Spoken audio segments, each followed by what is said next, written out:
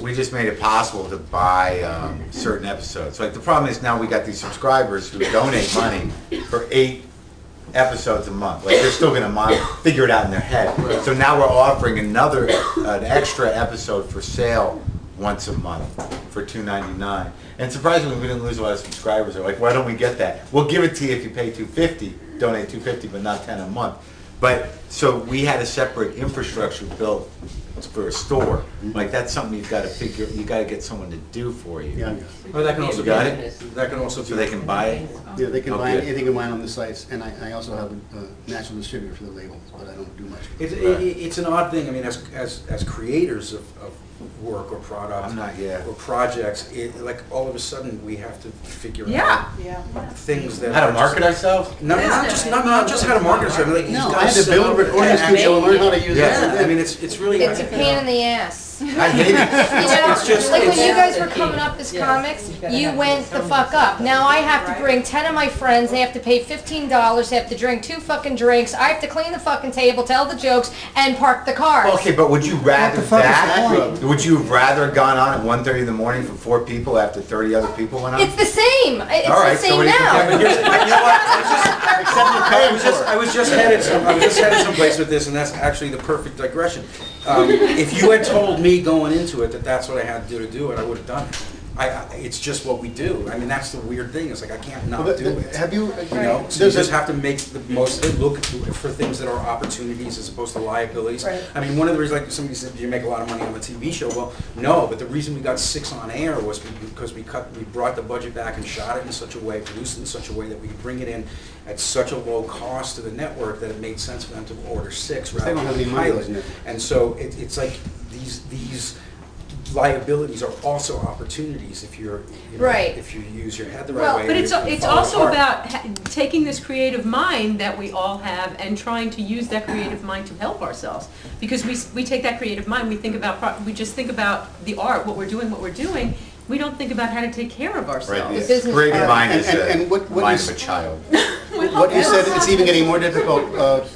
In my world, there's a company called Sonic Bids, and what they have done is they have interjected themselves between every venue and every publisher and every artist, everybody there is, and you send your stuff to them and you pay them a fee. They give part of the fee to the person who will then listen to your music to see whether they want it or not. I mean, clubs have to have acts. If they don't have acts, no one comes in the club. Now I've got to give money to Sonic Bids to get them to send a CD to the club, who will listen to it and decide whether in fact they want to have me, and in the meantime they're getting paid to listen. In New To Jersey, me. we Who can have like, afford to be an artist now? I mean, it's very different. When I was coming up, people actually wanted. Well, you know, Yeah. what you just said is why venues like this are very important. Sure, I do Because house concerts now, tons of them. you sidestep that whole bullshit of the middleman, and also the people that, if you're in the business of having people come in, whether you're a lounge or a bookstore or whatever, get the people in the store. That's how they're gonna buy the stuff. They're not gonna buy it by you telling them that there's a wall and the artist cannot be there, no matter what the artist does. So you create your own mountain, and Muhammad comes to you. Paul, do you still do his nose stand-up? looks Do like you a still penis. run around do stand-up? I do. I've taken some time off from doing live stand-up. For What, quite 12 some years time. now? Well, I was about to say that it seems like I haven't in 12 years, but I've been doing it around the world. I just haven't been doing it here. I've spent a lot of time Nana boo-boo. doing the international festival circuit. I know And what then that means. Marc does that Comedian's also, right? language. I know just what started in that Ireland means. recently. I was in Ireland. It was so horrible. I was in. It was pretty country, but I mean, I was in Glasgow. I was in Canada. It was great. I'm going to do my first run in London in the end of July. I'm doing 2 weeks at the Soho Theatre in London. How does American comedy translate around the do. world? Well, I heard in No, Ireland, but bitterness I heard is complain. universal. Bitterness is good. No, I know. You know, I found in Ireland. It's actually very different. It is That's a different. criticism that the UK comedy scene has about the Americans, and they say most people are just whining here. Right, They self-indulgent. actually try to be a lot more substantive and a lot more pointed. And there's an audience there that actually seeks out something that's different and more challenging. Huh. Yeah, British comedies pretty wonderful. I mean, there's also, there's also run-of-the-mill stuff. They don't as have the well, but- cultural psychobabble that we do. They don't. There's not this like kind of weird, spoiled, narcissistic monologue that goes on in other countries. And the entitlement thing. Well, it's entitlement, but I found in Ireland, I was working for audiences that were rural. They were not really comedy audiences. It was a festival, and there were hundreds of them. And well, they were drunk, but I mean, there was like it's been a long time since I struggled.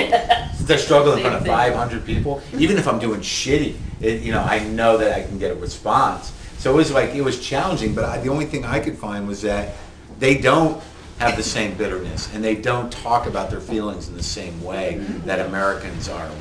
We're babies. And they're sort of like, Jesus, like, pull it together, man. What about Billy Connolly? In order, He doesn't whine. to rise up He doesn't whine.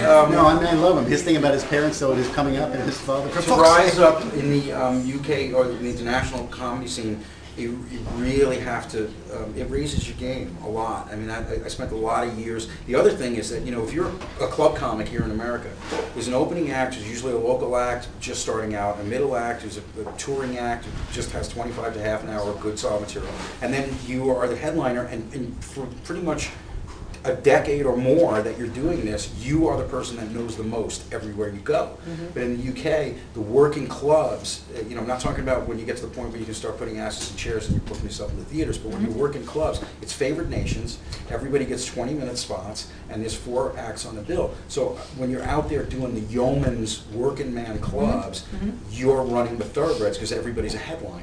Wow. So you're always working with people who that's great. That's great. Up your game. push you and up your game. And then Up there's your game how though? I find that if I'm gonna go to England, if that shit doesn't work out, if that run doesn't work out, I don't want to go back there. I don't give a shit whether fair I'm enough. popular. I'm just saying, for me, I just know I've seen. Who's a great example is Patrice O'Neill. Patrice really grew by leaps and bounds there because we pander a lot here, and audiences like to be pandered to here.